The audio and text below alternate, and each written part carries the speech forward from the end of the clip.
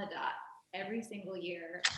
And May and her mother's birthday, and all the irises would explode, and it would just be this watercolor symphony of, just their silken falls and their fuzzy beards, and in every tone imaginable. And they would have these great parties where they would walk around the garden with mint juleps and enjoy the bearded iris. And I, of course, when I finally landed in my home, I garden now in Corralitos, which is in the valley in South Santa Cruz County. I have bought probably 200 iris bulbs to put in. So I'm currently in high cultivation of that. So after I got to California and kind of got my hands back into the dirt with a farm in Santa Cruz called Fogline Farm, we at the time were growing, we had orchards and veggies, we had an animal program and all of that. But that was a wonderful way for me to kind of get my knowledge back into the mindset of, soil amendments and propagation and seed starting, which is one of the processes I actually love most about gardening now. It's just like this creating new life, right? And then I secured an internship with my dream flower shop. It was called Studio Chew. They actually have 2 books out that maybe you are familiar with. I believe one is the Flower Recipe Book, which is an excellent how-to, very like kind of cookbook style in using ingredients and putting things together in a very approachable way. And that was basically, if you were to procure that book or get to take a look at it, perhaps in the local library or whatnot, that is the style under which that I learned, which is a mixed garden style of arranging that focuses very much on seasonal flowers and foliage with adding whimsical elements that are wild and foraged. And then just making sure, I guess it's just maybe a few of us aren't on mute, so maybe there's just some screen switching, which is all good. Okay, we're still going. Cool, just making sure y'all could hear me. All right. So anyways, so I learned underneath Studio Chew this kind of wild garden style arranging. And then in 2016, I began my own journey in having my own flower company called Eothen. I had never really thought of myself as running my own flower company. I just assumed that I would work for Studio Chew the rest of my life until maybe I picked another direction. But I have been so enriched in this journey in my flower designing career, in getting to create, taking the basis from which I had learned from, and then building upon it to continue to build my own style. And I think that's one of the best things when you're arranging flowers in a seasonal manner, and that you're such a garden-minded person, because it really connects you to the seasons, to your region, to your environment, to your surroundings, and you're really bringing in all of your senses into play. And of course, what could be more satisfying than when you get to arrange flowers that you have grown yourself and then you get to bring into your home? So I definitely try to bring that feeling to my clients, which now has gone into a next step. When COVID happened, I had been doing basically weddings and events as my primary source of work for about 4 years. Yeah, it was going really well. I mean, I was traveling a ton. I was working almost every single weekend. Of course, in California, we have a very long wedding season considering. And I had begun to think probably 2 years ago, what did I want the next 10 years of my floral career life to look like? Like, how does it look and feel? And maybe I didn't want to be traveling all the time. Like, I wanted to be in my garden more. I wanted to be more kind of like anchored into the land, staying a little closer to home. And I had thought about having a shop, but I just never had the time. I'm mostly booked for weddings and events about a year in advance. And of course, it makes it really hard to kind of shift or change or build something new when your calendar is sort of filled up 365 days out from the date. But COVID happened. Of course, as we know, everything changed. My calendar completely cleared out.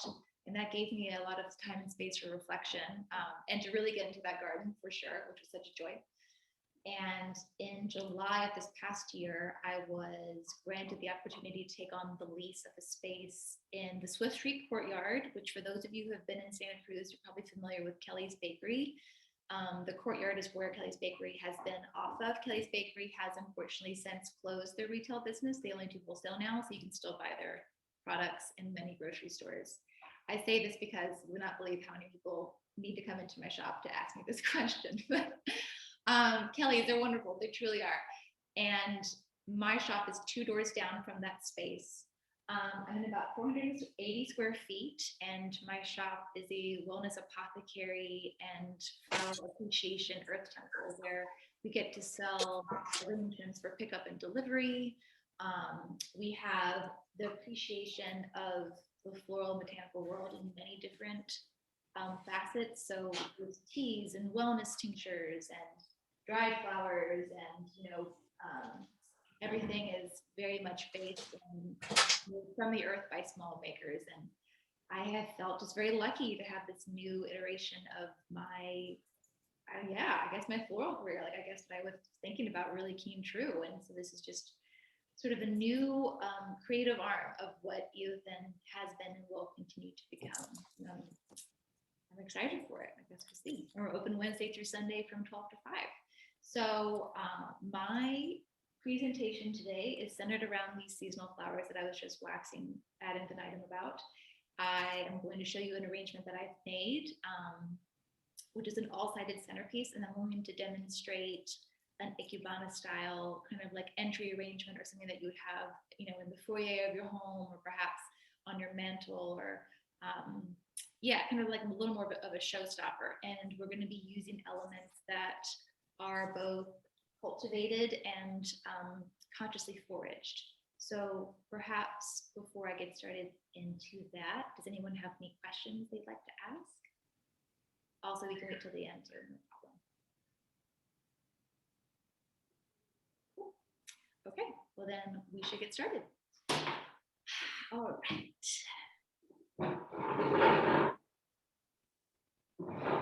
So in an ideal world, we would be all together in a class setting, and we would be smelling, touching, looking at these flowers all together. I always like to introduce everybody who is involved, because I think that's really important for us to kind of know who it is that we're working with. So I'm just going to maybe hold up a couple stems, talk about where they're from, how they're sourced, maybe some of the decisions that I've made in finding them, so we can get kind of familiar with our players. So I have my flower display set up beside me, and I'm just going to pull stems over and talk about them individually. So first we have some of our daffodils and narcissus that are still going. I got to pop on a little bit earlier, and I was lucky enough to hear some of the last presentation. And it's indeed a very sunny, warm, and breezy day in Santa Cruz, and I feel like that we are not going to have these for much longer, because the weather is already turning into, that jump that we have. Like, I feel like we barely have spring. We just kind of go from like winter to summer almost. So I've been so enjoying the last of this daffodil and narcissus crop. These are called Chromacolor daffodil. They're from Do Right Flower Farm, which is a new flower farm that's right up the one from me, closer to Pescadero. And then these, I don't know their variety name, but they are grown by the Homeless Garden Project, which is just maybe 3 blocks down the road. They have a wonderful farm stand where they sell their flowers and vegetables, and also a wonderful organization to support. We have narcissus. I have another variety called Washington State, like a triple. Smells amazing. We have ranunculus. I feel like that the orange ranunculus right now are just completely firing.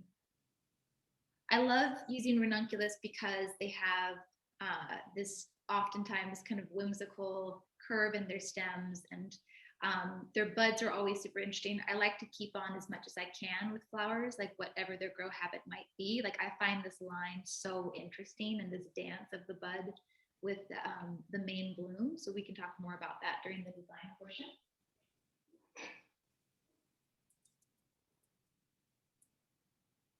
Another ranunculus that we're working with today, which is a variety that's become more and more popular probably in the last 3 or 4 years that I've been designing, is the Butterfly Ranunculus. I'm not sure if anyone has this in their garden. but it's a more simple single petaled variety versus the, like many luscious layers of the ranunculus that we're familiar with. And these are so wonderful because they have these offshoot buds, many of them. And I swear they keep going for like 3 weeks, I want to say. Like these will fade and fall away. And then as soon as one falls away, the next one opens. So if you can maintain a clean water source as you bring them in cuts into your house, they really, really go a long way for sure. And they're coming in more and more colors. Before it was like maybe just like a red and an orange. Now you can get them in peach and white and pink. And yeah, these are super great to have. We have the last of our hellebores that are coming through. These are from my garden. This isn't the variety name. I call this gray suede because as the sepals harden off, I'm sure as you all know, when you want to cut hellebores is when the stamens, the pollen has fallen off and we have more of a seed pod. That makes it so when it is a cut in our flower arrangements, it lasts far, far longer. You've probably experienced the same when you cut them and they still have the pollen on their stamens. They tend to droop quite quickly, usually within like 24 to 48 hours. So if you can wait long enough for them to harden off, they can last much longer. These are actually 2 weeks old and they're still going really strong. Something that I like to think about when we're arranging flowers, of course, is, like how the arrangement is going to change over time as things age and fade and fall away.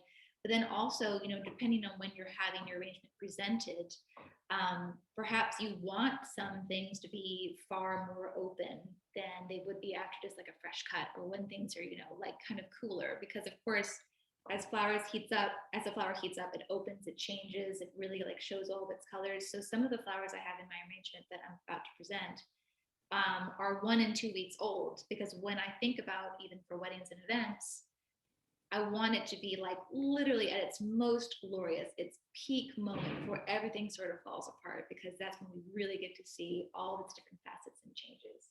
Plus the beauty of flowers is that it's temporary, right? And, it's here and then it fades, and that's why we love them so much. Because it's just that ephemeral quality to them. Okay, keep going. I have these parrot tulips, again from Do Right Flower Farm. Here's one that's very closed, and then here's what it ends up becoming when it's all said and done. Really wild. I feel like this is like a tiger face or something like that. I mean, just the intensity of color, the curly petals. I hope that your screens are really kind of getting that. Just crazy. I love tulips. I love working with tulips. They last such a long time. Their stems are so hardy. They're such a great cut. They continue to grow and change in the vase, long after you've cut them. And I find with most bulb flowers, such as ranunculus, daffodils, tulips, and whatnot, one of the tricks to getting them to last even longer is to not actually have an immense amount of water going up the stem. Having just like a couple of inches is best, because they tend to, especially with ranunculus, they absorb water all the way up the stem. And if you have too much water, the head will end up kind of nodding off. It fills up, it's like getting too hydrated and it'll fall off more quickly. A little less water than you would think actually makes them last an extra week usually. Let me see, anybody else? Oh yes.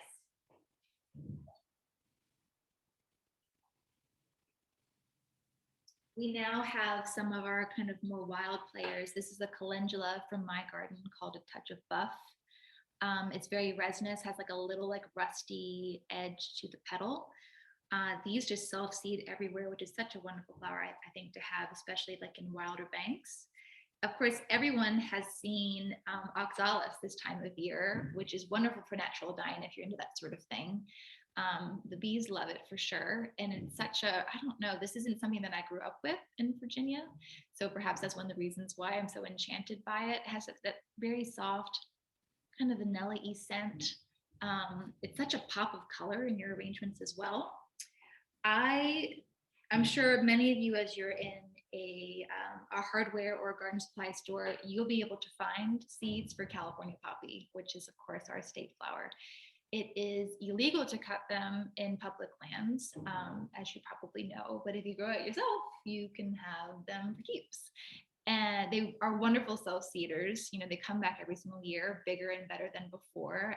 And I just love, I have a whole bank on my side of my backyard just covered in California poppy because I find them so joyful. And then let's see, we have the classic Icelandic Poppy that we'll see in our first arrangement. That's probably one, as you all know, when you give it a cut, you want to initially cauterize it, say with boiling water or with a little bit of a flame. Then after that, you don't really want to do that again, or even have to recut them, and they'll last much longer. Always tips and tricks. I mean, I feel like in my work as an event designer, like I need all the tips and tricks to keep things around all the longer. And then you have likely also seen as well, maybe primarily along the side of the road. I'm a big road forager, where allowable and with great respect with who lives around for sure.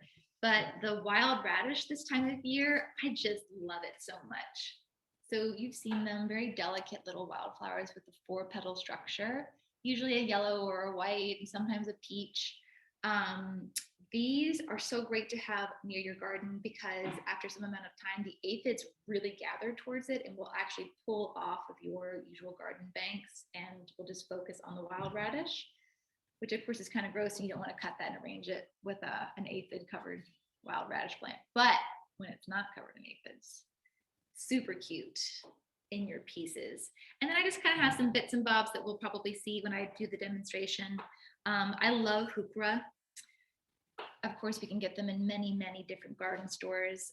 Caramel Bell is one of my favorites. I believe this one is called Silver Scroll. And in any space where I have some shade afforded within my yard, I just love to throw in a couple of plants because I think they just add so much color, and they're really starting to come up this time of year. Okay, so let's move on into the design aspect. Let's see, we are going to do a little bit of adjustment.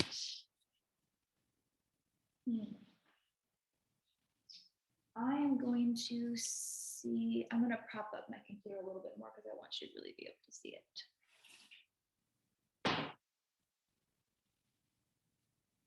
Okay.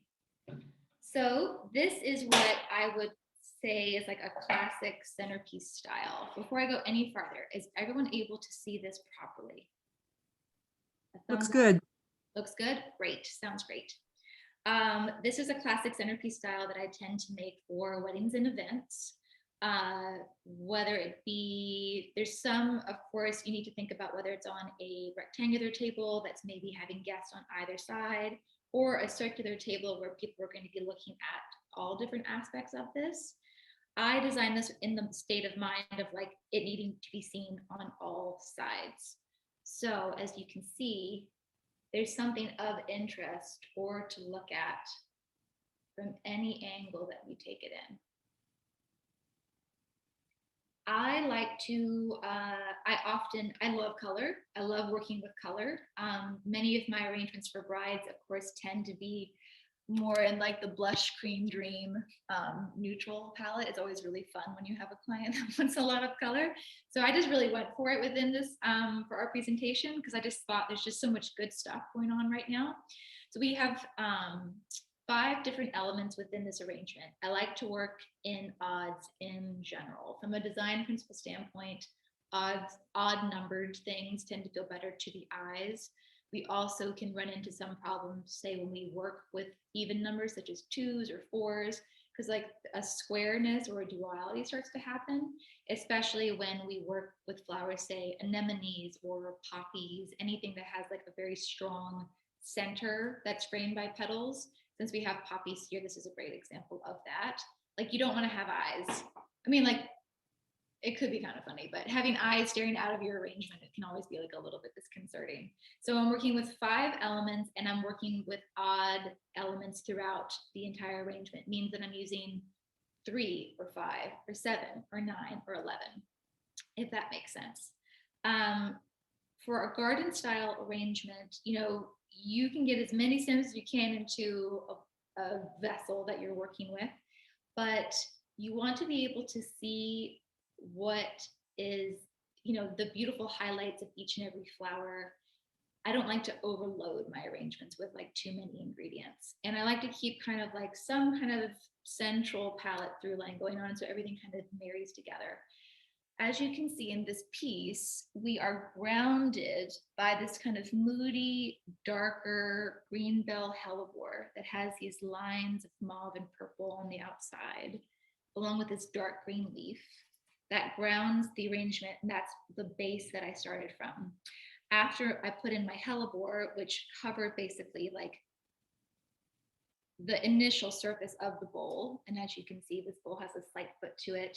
This general shape is something that I end up using quite frequently. I then moved on to my sweet pea, which is this funky, cool toned pink. So not a coral or a hot pink, but it actually calls back to the coolness in the purple veining in the hellebore sepals. So with this sweet pea, I had just a variety bunch of stem lengths, and I always like to use the metaphor of an Annie Goldsworthy type line that kind of comes through your arrangement. Because when we're thinking about arranging on all sides, we want to have something of interest. We also don't want things to feel just like polka dot everywhere, right? So if we were in a garden, our sweet pea would be growing together one area, a hellebore in another, our ranunculus in another, and I like to emulate that growing habit within the arrangement itself. So I had this line of kind of pinky purple sweet pea that kind of crosses the center of the arrangement. The next piece that I brought in, I have a couple of these wild pincushion protea, which are more of a peach for sure. It might not be able to be seen, but they on the inside again have the kind of darky, pinky, purple, mauve interior. So we have a bridge color essentially that's tying our pieces together. The next piece that came in were these ranunculus, which are they're much hotter than what we've been working with so far, but they have the same peach in their inner petals that we're seeing in the protea. These ranunculus are probably at least 2 weeks old. So they're really like putting on a show at this point, right? Like they're really letting all their petals kind of shine out, which is preferable for an arrangement for an event than when you would use a ranunculus that's quite new and fresh and it's quite tight, right? So this is so much smaller in comparison to what it will be later. So thinking about the age of something and just its state of flowering is important when we think about our arrangement. Okay, so then yes, I did my ranunculus, and then I added my Icelandic poppies. And oftentimes, in Icelandic poppy bunches, we have, there are many different colors that come in one bunch. The bunch that I got had this kind of more pale pinky white, a coral peach, another coral peach. Also, as we saw before, we had our hot orange. So it's fun to be able to make a selection from what it is that you have within the palette that you want to work with. All of the stems, no two stem is the same length. I very often advise, then you don't have the opportunity to have like a wall, a wall or a flat surface. I like to think about a little bird being able to fly in and out and in between all the ins and outs of the arrangement, because the eye travels the same way, right? Like we look at a piece of art, we think about the foreground, the midground, and the background, and how our eye wants to travel through the piece of art. You want the same thing to happen as you travel through your arrangement, right? Like all these different opportunities to explore and discover and take in the beauty of the piece. So again, just like taking a look at all the different sides. I also like to work asymmetrically. So you'll probably see this side generally has a kind of longer stem feel. This one is closer in. So that way I have some just tension when it comes to balance and movement. The different stem lengths, no one flower face is really touching the other. Everybody has their space to kind of move and grow and change and open as they will. Great. So just want to check in. Do we have any questions so far from this piece? I can check the chat too. Christy, go ahead and ask your question, dear. Please do.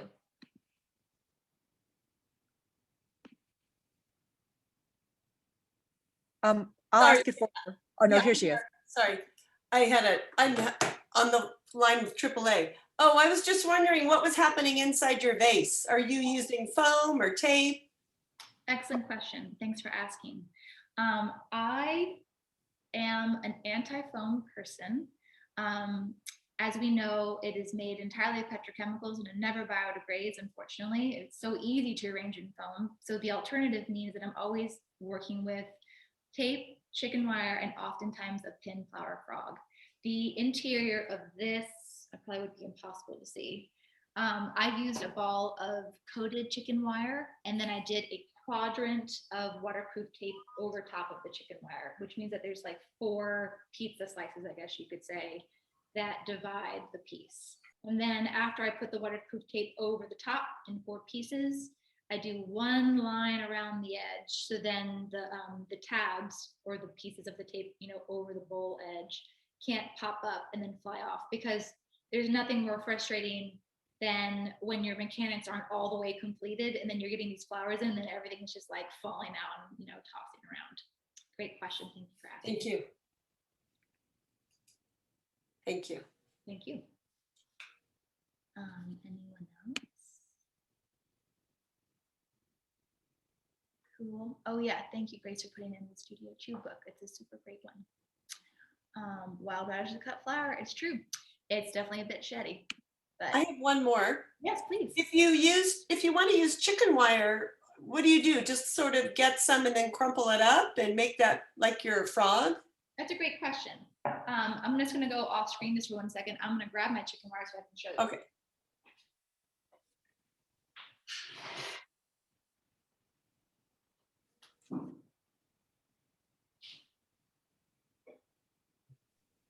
Really pretty shop, huh? Yeah, where is it?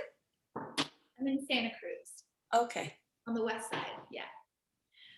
Okay, so chicken wire. This I bought from Shibata or Floral Supply at the San Francisco Flower Market. There's another Floral Supply in San Jose. You could certainly use uncoated chicken wire, which you could get from a garden store. Just with that, of course, I like to be able to reuse my chicken wire whenever possible. So the uncoated will rust more quickly, the coated, not so much.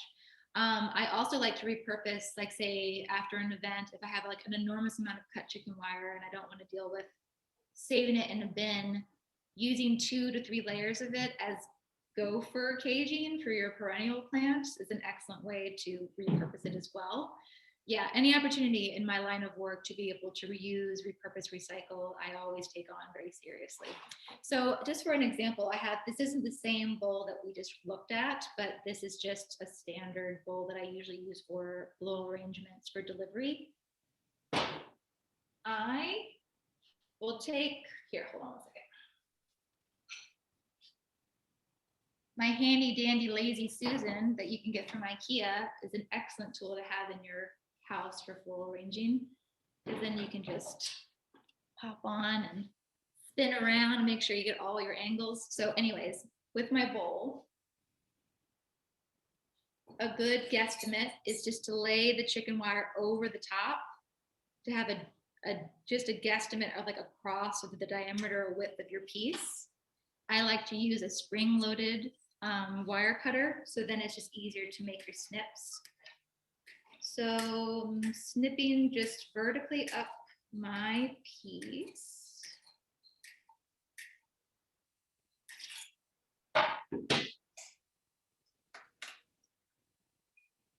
It's about this big. I know it's probably kind of hard to see on the screen. It's not how big it is. And I'm bringing the chicken wire down, around, and together. And I am tucking in the cut ends on both sides. And then just like you were saying, just kind of cramming it in there. Nice. Would you be interested in seeing me tape it down too, since we're here? Sure. Great, let's do it. Okay, let me see where my tape is.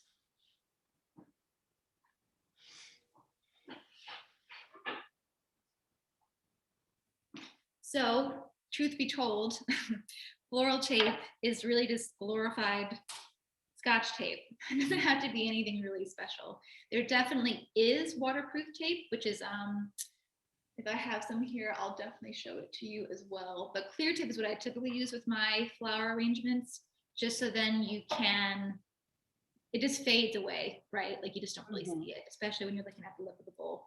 So probably always the worst part about clear tape is finding the end. And then once you find that end, kind of get it started. I'm going to tilt this down. I'm bringing my first tab down, making sure I have a good dry surface. You'll notice that I did not put water in this bowl before I started the taping, because if the bowl on the outside is wet at all, the tape will not initially stick, which is so annoying. So I'm bringing the tape just laterally across, making sure I have some good tension and it's pretty tight to tab into the other side. Little snip.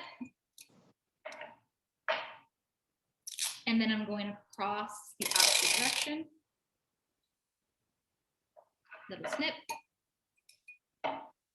And then if you're just doing this for your own home, you could probably stop here.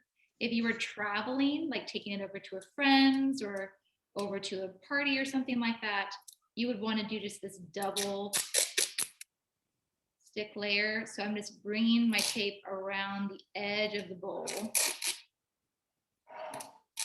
This is always something that you could, once you got to your event and you don't want to see any tape at all, it's easier to pop off underneath your flowers. So I just went all the way around to cover the tabs that are on the bowl lip.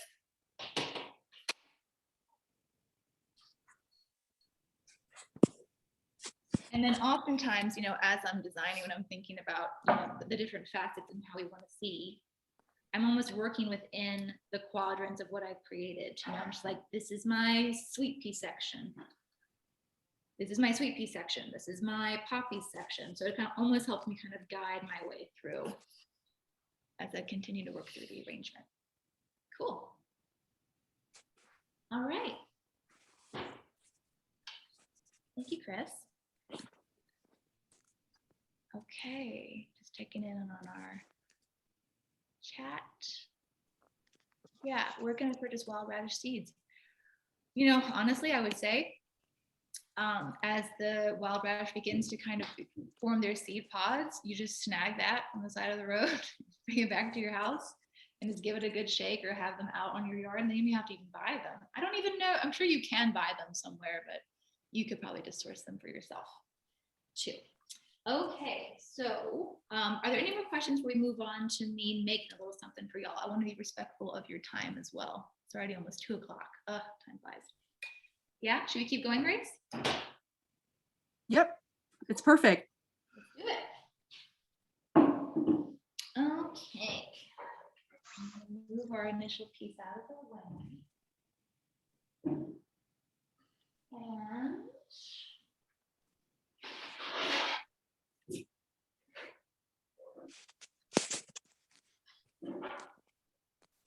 now that I've seen kind of our spacing and our height, I'm going to prop y'all up so then you can see me even better. This is something that I use so frequently in my flower design work. They're oftentimes just like, you know, discarded wine crates and that sort of thing. These are such great flower arrangement transit pieces for sure. Just like reusing newspaper and bubble wrap and whatnot to fill them up. I'm just going to prop you up on top. Apple boxes too. Work wonderfully. Okay. A little taller. Now we can really see my lazy Susan. Perfect. So this is a much wider and more shallow container form than what we just worked with. And oftentimes we want to think about the shape of our vessel dictates the shape of our arrangement. So something what we just worked with, which was a little bit taller and deeper and a closer lip, things were kind of, I mean, close is a relative term, right? I had lots of arms and legs that are coming off of it, certainly. But this is probably what, about 8 inches off from the edge, which isn't too extreme, and it's only these like very kind of bit lighter pieces. something like this, what we're going to make now, we get to have a lot more fun with like angles and edges and height variance. So again, we're going to be making a piece that you would have, say, on your foyer, entryway table, or against a mantle. So something that has, everything is gonna be mostly facing front with a more flat back. So we're just really getting like the big show, like facing forwards versus having to think about all angles. Not that you couldn't do that in this particular kind of vessel, but this working with a flower frog, which I love doing. Pin frogs, of course, you can buy from Haida, Garden Supply Center in Berkeley. You get them online, you get them at the flower market, you know, a variety of places. If you're going to be working, I have a quick sip of water because I've already been talking way too much, considering. If you're going to be working with the flower frog for your arrangement, I would advise making sure that you affix your flower frog into your vessel at least 2 hours prior to adding water into the bowl. It's less time than that. It's like, you probably are familiar with this Floral Putty. This is something I also get from the flower supply distributor. It's this tacky kind of putty-ish stuff, and you just cut it in accordance to how much you need for your frog. Anyways, if you don't have enough time for it to cure, water, once you add it, will kind of, you know, get underneath the frog and it will very easily pop the frog off at the bottom of the surface. So again, just like when we just had our demonstration, make sure that the surface of your bowl is very dry when you put in the putty. Have it have a couple hours to sit, to cure, maybe even overnight before you start your arrangement. Are there quite a few of you who are already familiar with the Ikebana style of arranging flowers? Mhm. Yeah, for sure. Yeah. And it's such a wonderful way to really embrace, very cool. I love the raised hand thing on Zoom. I do not know how to do that. So anybody who wants to teach me later. It's such a wonderful way to be able to really enjoy the spring flowers and their delicacy, right? Is to really highlight them through this more kind of airy architectural flower design style. Okay, so since I've had this kind of curing for a while, I'm feeling really good about where I am in my flower frog. Of course, I say that now, famous last words. It could all pop out on the screen, but we're live, so that'll be starting to feel. I'm adding the water. This is something, you know, if you were to, it's better to make for your home and for it to be in one place if you were to travel with it, because the vessel is so wide and shallow, the water would just slosh all over the place. And let me tell you, my husband will not let me be in his car ever with any of my arrangements because my car is such dump from how many times I've dumped water all over it. I really should be in a truck or something like that, like not a Prius. So anyways, like save yourself the headache. Do something that's a little more narrow on the lip. Okay. So I was thinking about this arrangement earlier. I like to think about my arrangements for some time in advance so I can really kind of get a sense of who I want to be within it. And I want this to be a celebration of the end of the narcissus and the wildy little bits and pieces that I've, you know, forged along the way. It is to really show this transition of seasons that we're experiencing already. So I know, once again, I want to be working within odds. I'm working within a color palette that can hang together. So we're going to be seeing like these bright, juicy yellows, oranges, maybe some bridge colors of some peaches. I have some ideas. And then I didn't introduce the nasturtium vine that I cut, which I'm sure many of you have in your yards as well. That's going to be our kind of like piece de la resistance at the end that adds a little bit of flair.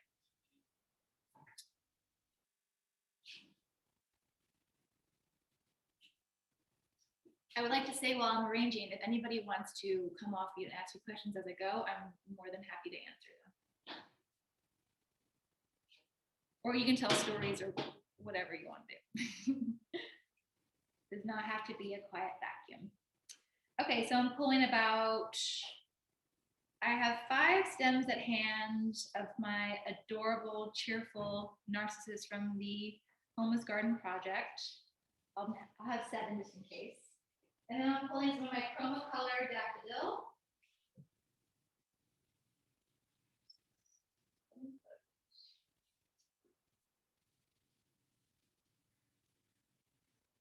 I have my California Poppy, my Oxalis, which does someone call it Buttercup something? Was that a variety name that I saw in the chat? Was that in regards to the Oxalis? I should look back. I was very interested by that. Yeah, Liz Calhoun called it a Bermuda buttercup. Cute. I love that. Bermuda Buttercup. My husband calls it sour grass. I guess that's the thing that you do as a kid, right? You must like chew on it. Oh yeah, gross. Blech. Very sour. Okay. I'm also bringing in, I didn't talk about them earlier. I had these in the shop already. This yellow Banksia rose. Probably many of you might have it. It's also climbing all along the side of the highway in Sonoma. Oh God, I just love this color so much. Okay, so as I'm going to begin this arrangement, I'm really thinking about primarily the skeleton. So what is the framework of how I want this shape to live? That often means that I'll start with my foliage and my branches first to create that shape and then build on from there. Grace, about how much time do I have to make this arrangement? I don't want to like go on and on and on. I think, another 20 minutes, is that sufficient? And More I think your explanations are mesmerizing, and if people need to leave early, I think they can. So just have at it. Okay, sounds good. I'll try to go for 15. I just don't want to like talk on and on at you when you're like, I need to go walk the dog or something. Okay, so with this Banksia that we have, I'm kind of keeping eyes on. There's a little bit that's faded here and there. I'm going to give that a clip. I'm a big editor of my arrangements. Like, I don't feel like everything has to hang in there. I like to have active negative space. I don't want things to compete. So I'm just doing like a little bit of cleanup. Generally, with our bases, the general rule of thumb is 1.5 times the height is a good place to start. I like to break rules all the time when it comes to flower arranging, so I'm probably going to go taller. So I can tell you that the fork of my Banksia, right, exists here. And I don't want to have a lot of space that's just stem in between. So I'm basically going at a nodule that's going to put us, yeah, this is going to be about twice that, so about 2 times the height.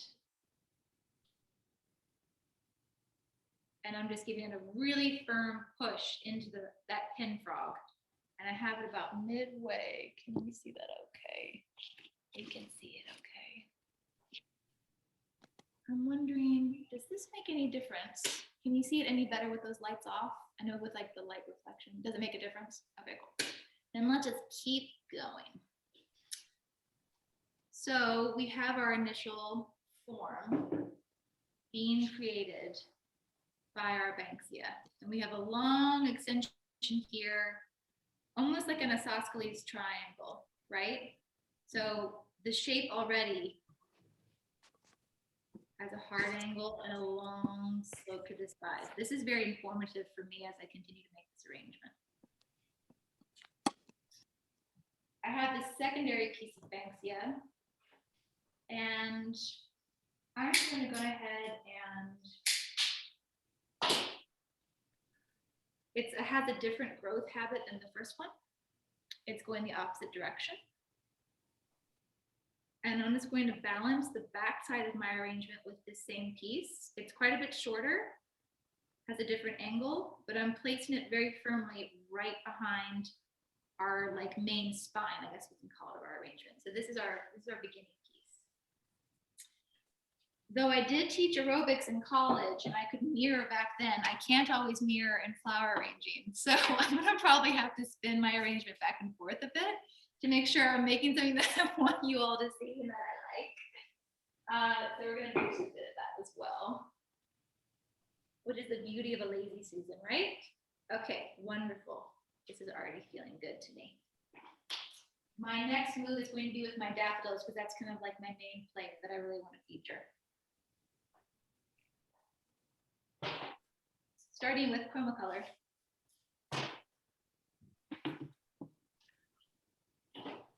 So when you're arranging flowers with straight stems, that can be a bit challenging because, you know, that means that You're not getting like the ranunculus, we have so many kind of lilts and S shapes and curves.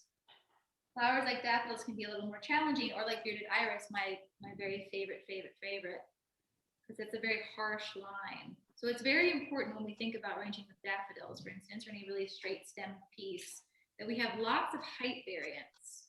And we want, you know, the faces of the flowers to kind of turn in and out. We want them to talk to one another. We want them to talk to us. So we really get to enjoy all the different aspects of the variety. I'm going to put a few more in, and I'm going to spin it towards you to take a look. So far, I have 5 stems included. I'm going to go ahead and add, you want to make sure, even if it's going to be, you know, like a very frontwards facing arrangement, you want to have some balance on the back for sure, just for depth perception. Because again, going back to that analogy about looking at a piece of art with the fore, mid, and background, we want to be able to have our eye coast across the entirety of the arrangement. Here we are with chromocolor added. So I'm really building upon that central spine that we have with our Banksia. Everything is going to kind of like, that's my starting point. That's where everything kind of begins and expands out from there. And then as you can see from all sides, you know, the cups are facing different ways. They're talking to each other. They're facing up, they're facing down, they're facing out. We get to enjoy all of their different angles. Okay. Next, I'm going to add this little narcissus cup.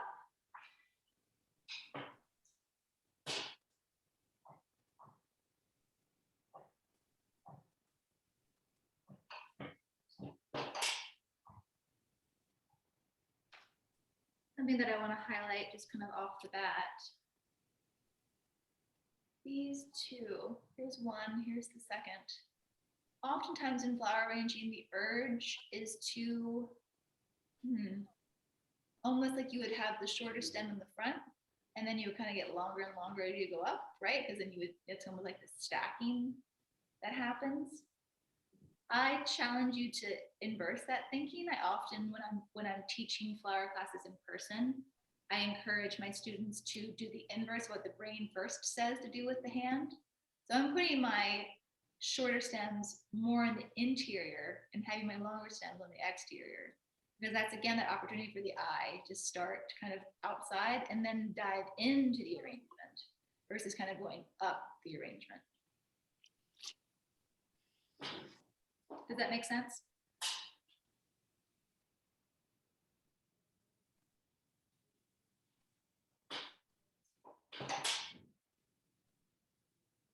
So this narcissus, the little cups are quite a bit hotter orange than the chromocolor. The chromocolor is more like a peach. So I'm making sure that they're clustered together and really getting that like kind of hotter highlight. Also, the cup of these narcissus, this orange, is the same sort of orange that we see in the California poppy, which is going to come into play certainly in just a bit.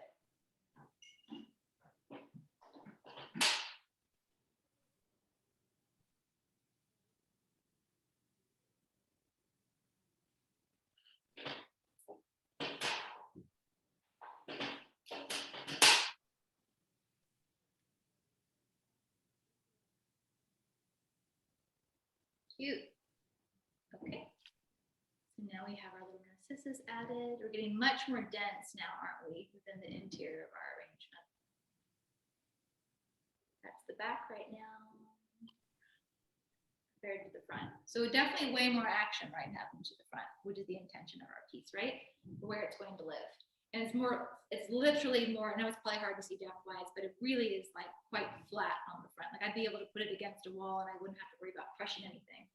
Versus the front, little hair, my hair is always in an arrangement. Versus in the front, like as we can see from the side, we have way more kind of like leaning forward out and leaning towards the viewer, right? Like really kind of reaching out to communicate. Cool. Now I'm going to add a little bit. Let's put in our Bermuda buttercup.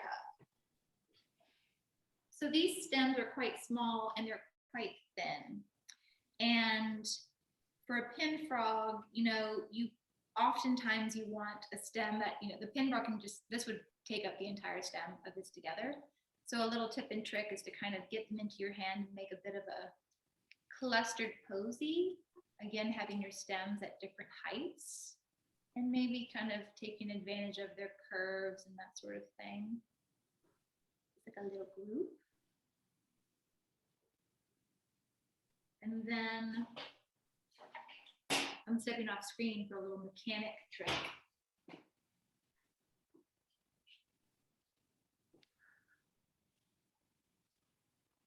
You would be able to use something to make your little composed posy in hand, like a produce rubber band, could be a twist tie, could be a little piece of tape, anything like that, to bind them together and to essentially create a larger stem, to really give your pin frog something to grab onto. So since I have a rubber band really easily on me, I'm not going to make it too tight because stems like these are hollow and they'll crush. Just enough to get it together. So now when they're all together, they have this, there's already like lots of dynamic movement and bounce to them.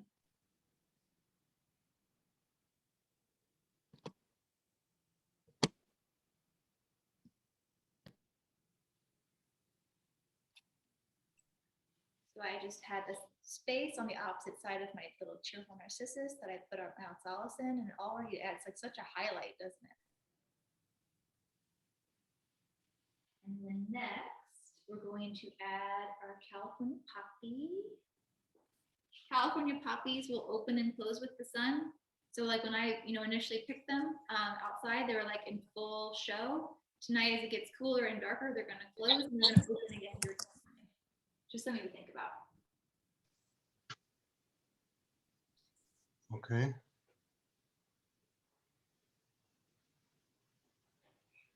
And then you've probably noticed as I've gone along, for the most part, I'm always giving everything a fresh cut before it goes into my arrangement, because you really want to be able to expose that living cellular wall to the water. Every time that we give a flower a cut, if it's exposed to the air for more than, say, like a minute or so, it will harden off and it's lesser able to take up the water. The exception being that poppy trick that I was talking about, which needs a cauterization before we use it as a cut.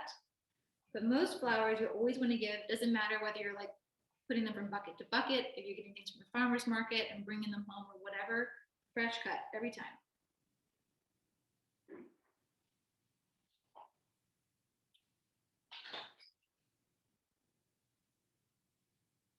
Oh, I wish we were in person. We'd all hang out after this and look at flowers together. Maybe someday. Someday soon. Spin this around in just a minute. I'm just these stems are quite a bit shorter than my narcissus and whatnot, so I'm making some very selective placements to be sure that they can be highlighted. And I'm clustering them closer to my cheerful narcissus with the bright orange cup, because they have a like with like mentality.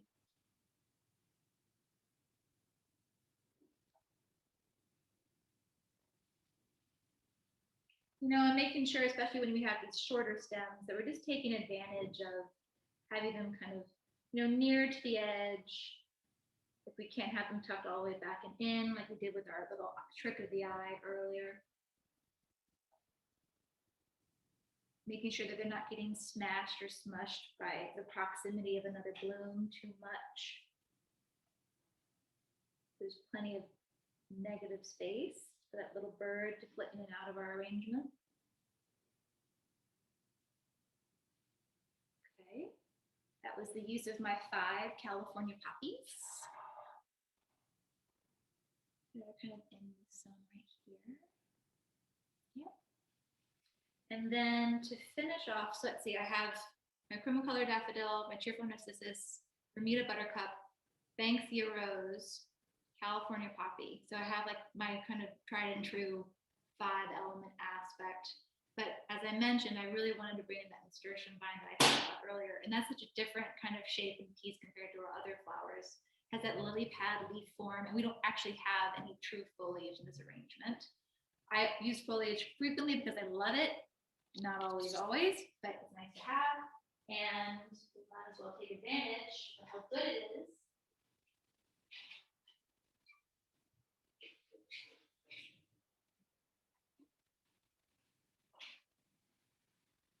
So Nasturtium, which is quite prolific in my garden, I'm not sure. I mean, mine's a bit kind of out of control and wild at this point. It needs a good weeding.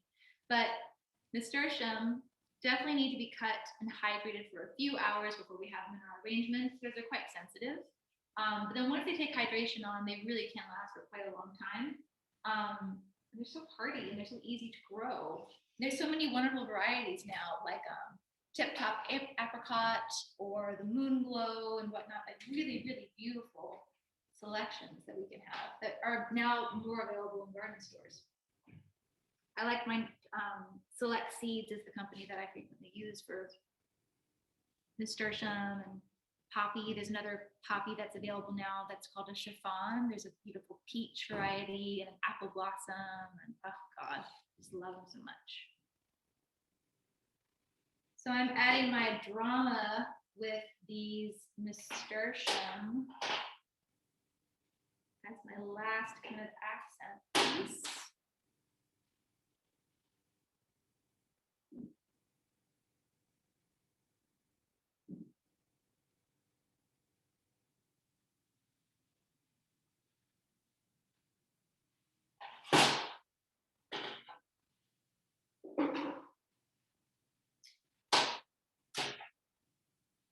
And I'm making sure that I'm following their growth habit. So instead of putting them in so when they're hanging down, I want to put them in so they're kind of able to face their lily pad faces upwards.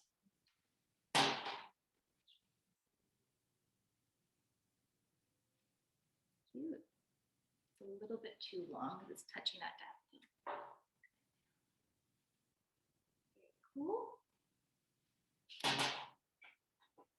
And because we've had it, we've talked about it quite a bit, we should add some wild radishes for a little flourish.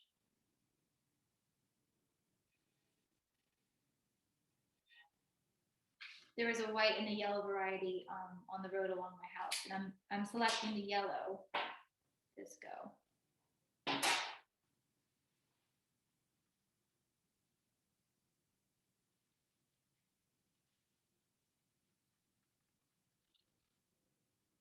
Cool.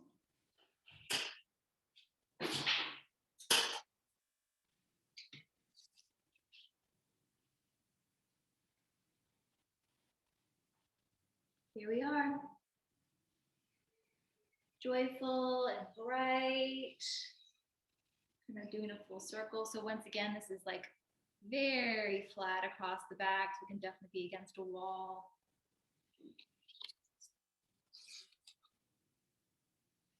Lots of height over here. Shooting out to the side down here. And then the next one, we have like a much lower line down here. So it definitely has lots of angle and tension and balance. And then as we get into the inside, we're working with our poppy, those oranges and yellows, and just our little cluster of that Bermuda buttercup. This feels good to me. I hope it feels good to you too. Are there any questions? Can I address anything? It's also okay if you don't have questions. I have a question. If you're using a bowl like that and you want to put things between the bowl and the pin holder at the bottom, how do you keep it down? You see what I mean? Because I quite often have a bowl with the pin, but if you try and fit flowers in at bowl level, there's nowhere for them to stick. Your question is, if you've like used up all your pin frog space, where else can you put your flowers? Right? Yeah. Yeah, that's a great question. I will sometimes do a little ploy where I'll just cut the flowers so short it's almost just the blossom, and I'll let the blossom just float in the water on the surface near the bowl edge if I want to bring in more of that color towards the bottom.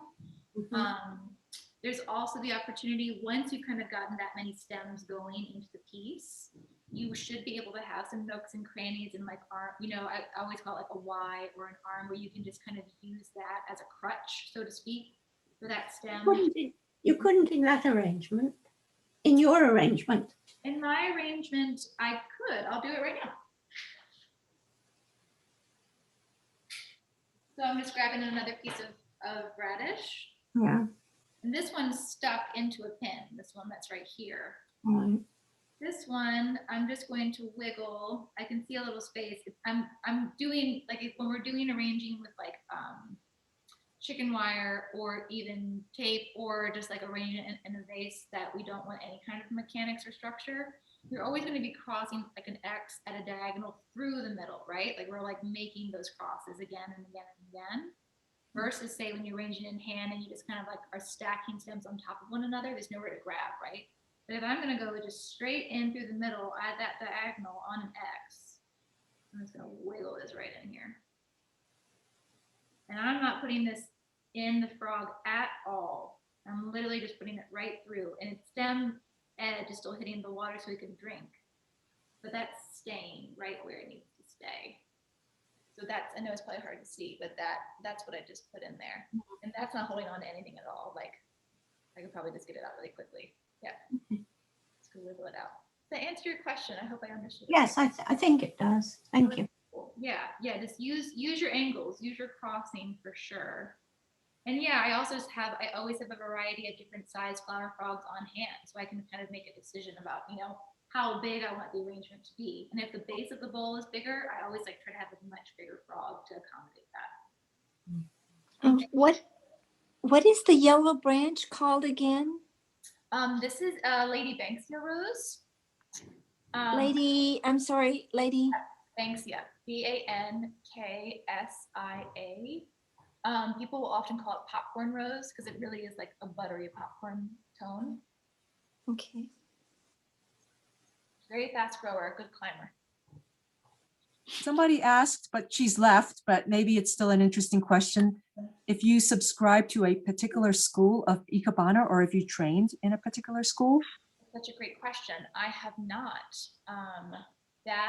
That kind of flower arranging is just one that I have always just really gravitated towards, and I'm self-taught within that. But I've always wanted to take a class. If anybody has a suggestion or a teacher that they think that I should check out, I'd love to hear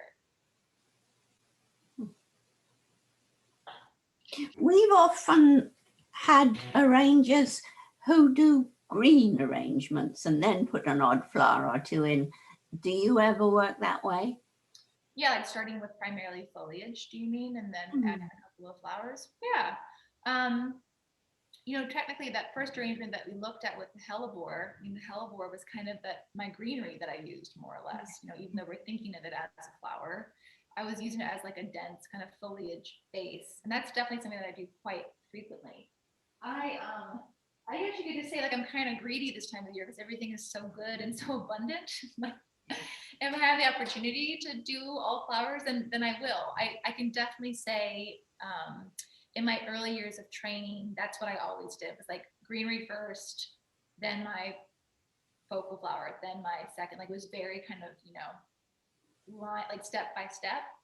But the more that I've practiced and the more that I've kind of developed my own way of working with things, like the more kind of, I don't know, experimental I want to get. And that's what keeps it fun, right? And to be able to expand upon that. But I think starting with foliage in your arranging design skills is an excellent way to really kind of train you into shape and form and function when it comes to your designing.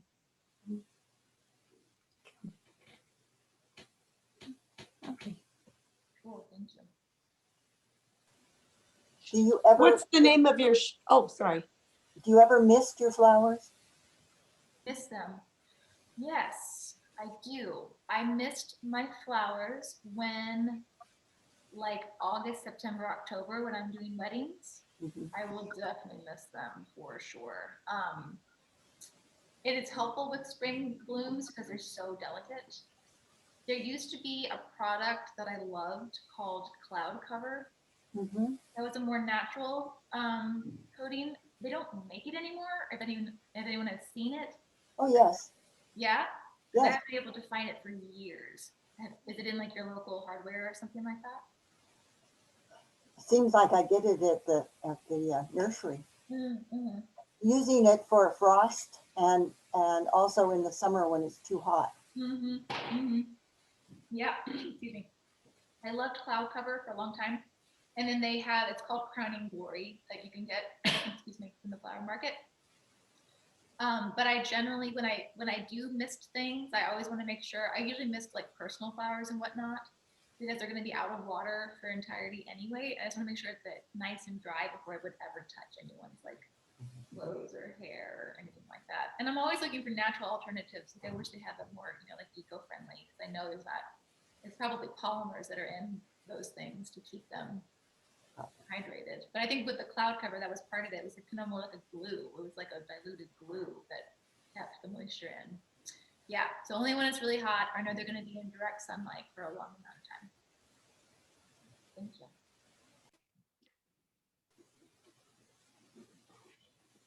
I think someone asked me what was the name of my shop. That was the other question. Maybe it's called Eothen. Eothen. I can't remember if it flips the lettering. It does, doesn't it? It probably doesn't say the right thing. No, that looks perfect. Oh, it does. Yeah. Okay. It's backwards for me. Yes, this is my flower company, and then Eothen Circle is the shop itself. And I'm happy to pop those website URLs in the chat if that's of service to you. So Perfect. yeah, great. Eothen Floral, which has been my flower company for the past few years, is now where I'm just kind of focusing like weddings and events and editorial work. And then Eothen Circle is our wellness apothecary, and where we have flowers available for delivery and for pickup.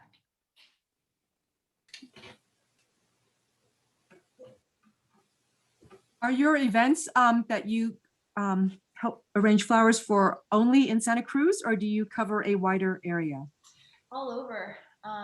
The last wedding I had before we shut down for COVID was in Tulum, Mexico. So I really go all over the place. Yeah. I've flown flowers in on helicopters. I've gone overseas, like all kinds of stuff. So I will definitely go all over. We're so richly abundant in our flowers and plants in California. It really makes it easy on us, right, to be able to utilize things. But yeah, I would say there's a surprising amount of just really logistics. It's like straight logistics that are involved in my job as an event florist, right? Just like how to get there, how long I can keep it alive, all of that is like my main goal for sure. I'm just gonna check the chat really quick. Oh, thank you for coming. Oh, great. Thank you for that teacher recommendation. Katsuko Yoki. I will text you that or email that to you. Thank you. I really appreciate it. Wonderful. Great. Yeah. Great. Well, I just wanted to thank you all again for having me and allowing me to be in this space with you and talk flowers and talk shop. It was really cool to hear like some of the initial presentation as well. Nancy, I use a native mister for plants. Ooh, what is that? That native mister. Nancy, tell me more. It's non-toxic. If there's like a link to where I can buy it, tell me. I will sing your praises forever after. No rush to.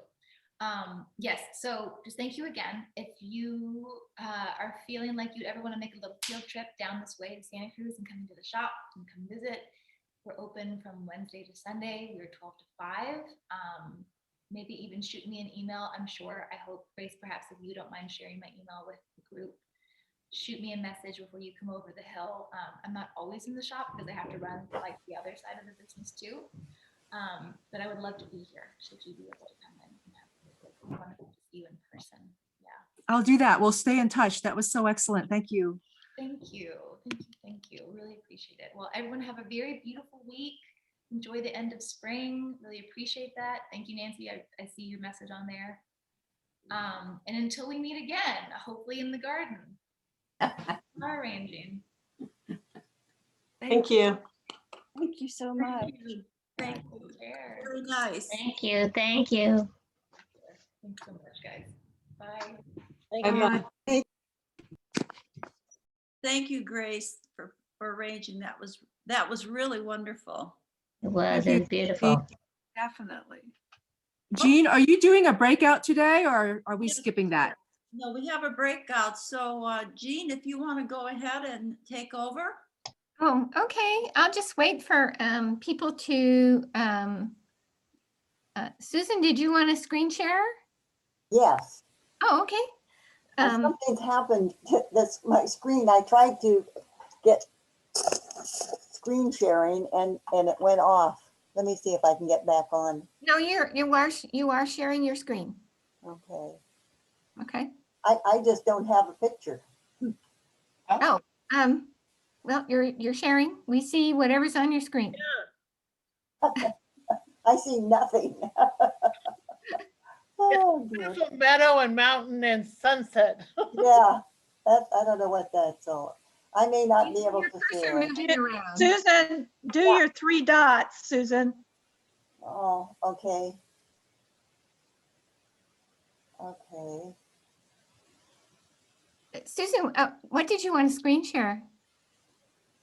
Well, no, I just wanted to see everybody and I only could see Oh, one. no, I'll turn you off. If you don't want to share your screen, let me. I'll just continue your share. I have no screen to share. Yeah, wait a second. I'll stop you. Okay. There you go. Now I see you. Yeah.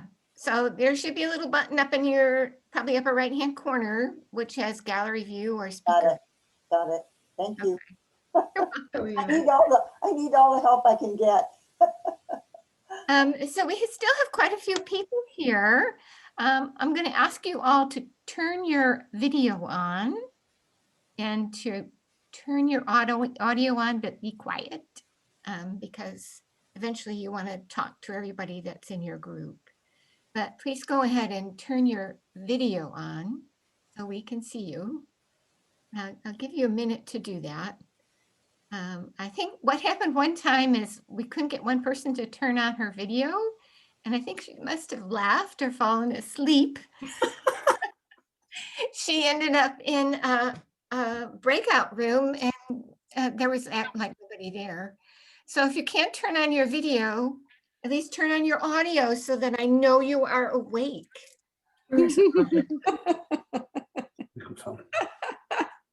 Otherwise, I'll put you all in a room together, and if there's silence, you're. It says recording. Oh, let me stop it because the speakers. We don't need recording. Where's that? Yes, I do.